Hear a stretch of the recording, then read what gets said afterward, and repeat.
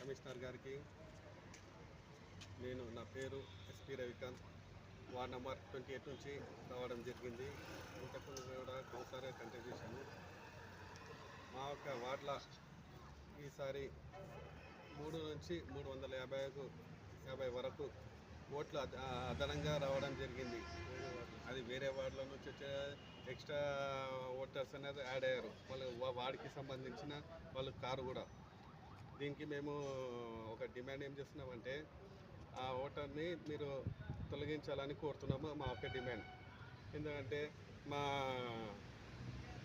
Ward వాళ్ళకు కూడా మా అభివృద్ధి అనేది ఏమనేది మా వార్డు ప్రజలకు తెలుసు.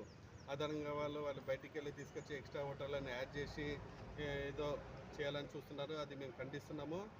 దయచేసి కమిషనర్ గారు ఈ యొక్క సమస్యని పరిష్కరించాలని కోరుతున్నాము.